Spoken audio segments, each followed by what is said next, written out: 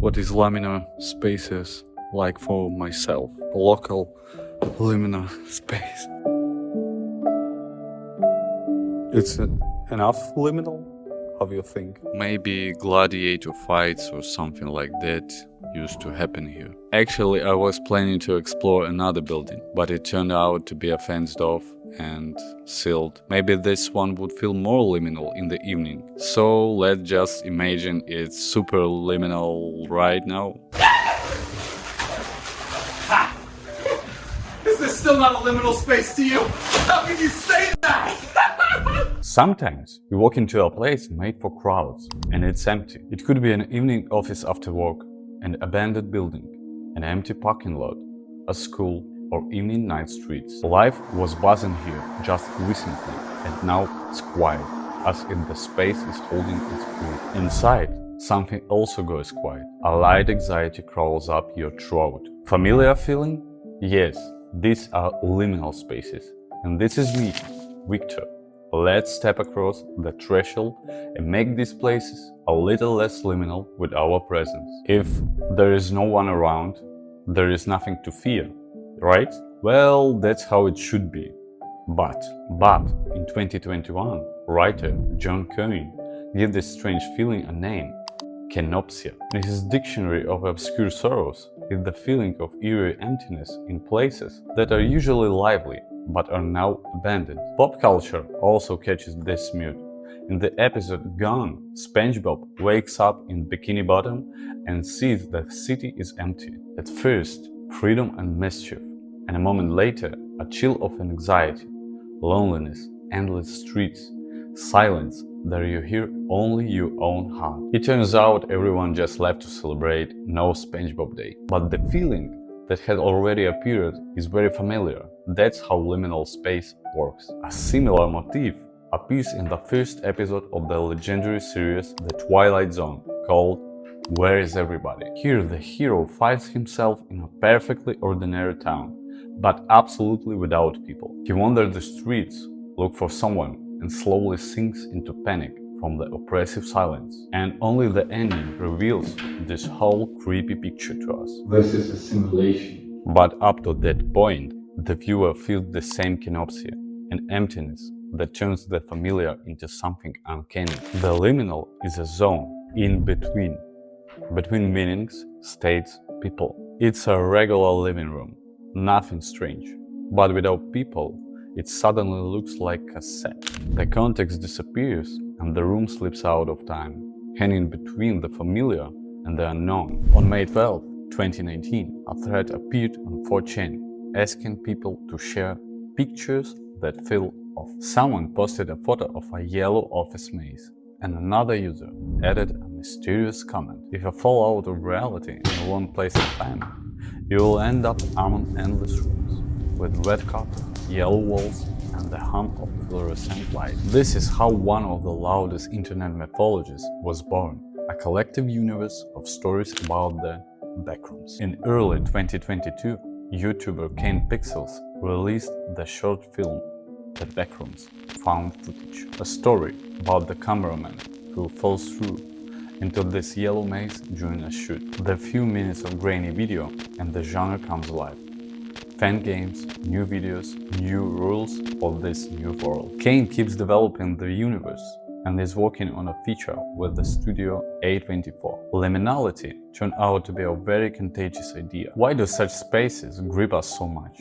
Maybe they remind us the world exists independently of us. Back in the day, the German philosopher Kant wrote about things in themselves, what we never see directly, because we perceive everything through the filters of sense and mind. An apple in itself is not color, not smoothness, not weight. It's only how the brain assembles signals. Then a person disappears from the frame. Things seem to show there in itself. For example, the pandemic during lockdown gave us a harsh illustration.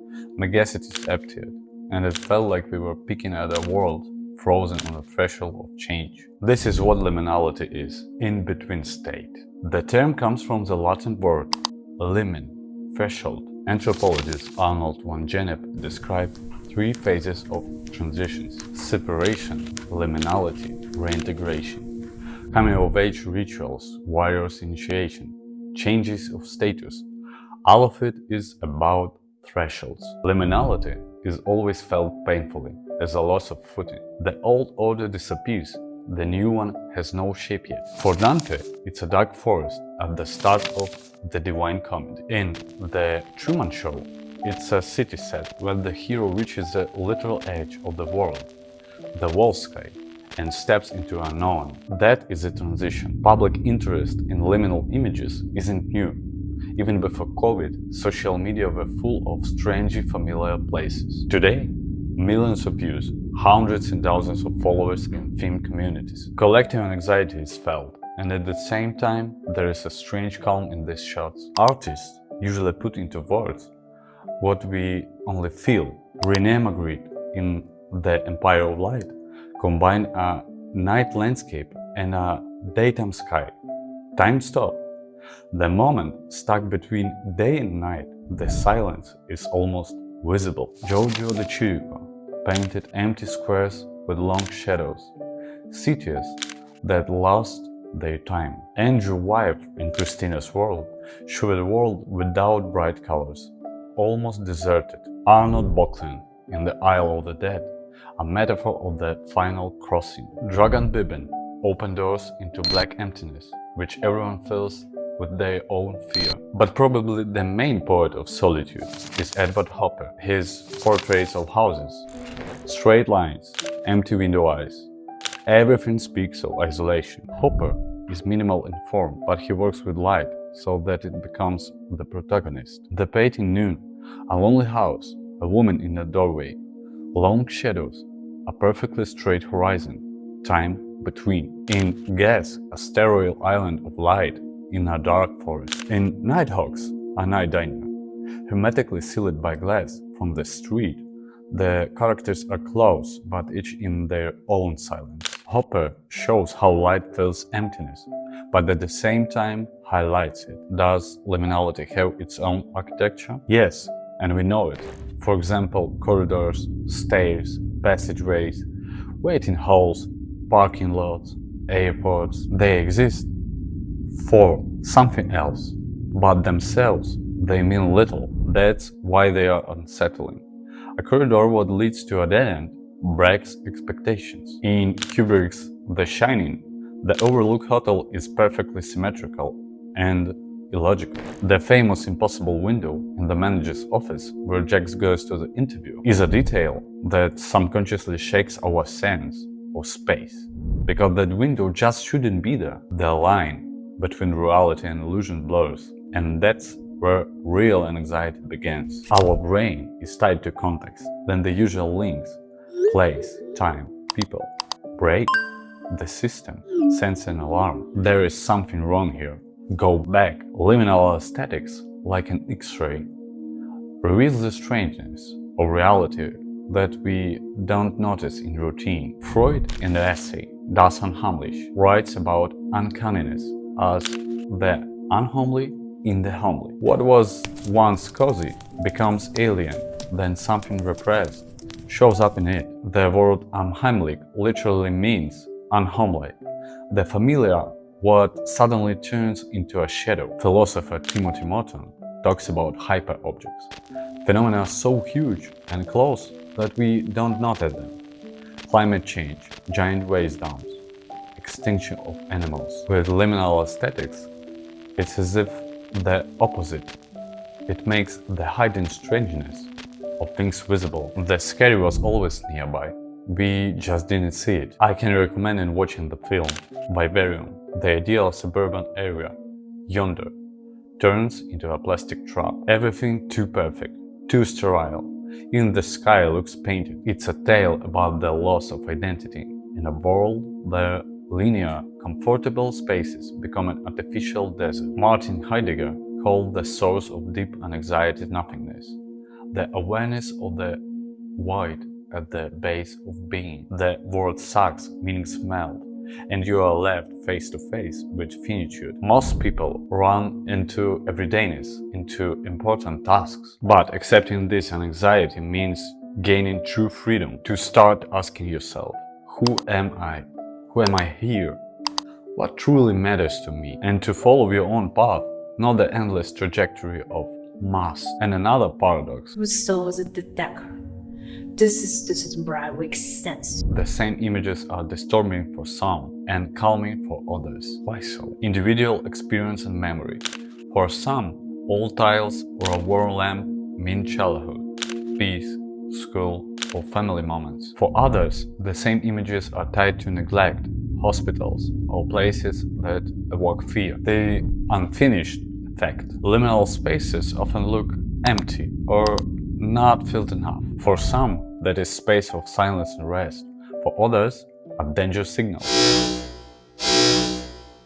Because something is off. The place seems live, but without people. A psychological effect.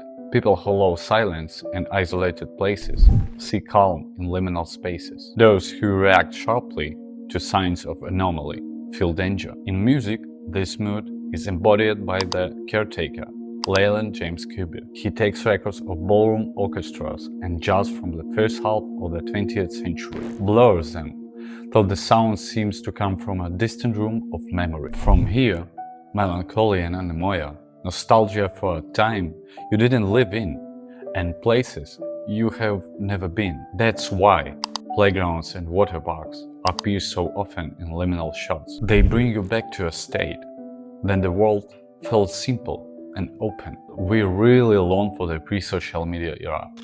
Less self-presentation, fewer push notifications, less historical tempo. In unstable times, people instinctively look and anchor in the past, and a liminal image, free from people and context, suddenly works like a room of silence. This effect has another name, deterritorialization, per Deleuze and Guattari. A space loses its usual meanings and becomes a new territory with unpredictable rules. In Tarkovsky's Stalker, this territory is the zone. Roads lead nowhere, time flows differently, and the main events happen inside the characters. The writer and the professor dissolve their masks, and even the viewer loses their bearings, but gains a chance to change. What do we need all this for? Liminal spaces can be everything at once.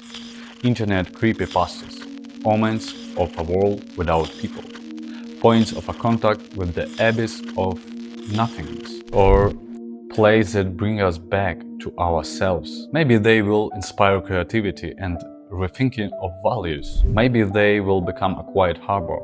There you can catch your breath from the frantic pace. In the end, we know how to give any emptiness meaning. The main thing is not to get stuck in the nostalgia or enchanted horror, because the meaning of any threshold is to cross it.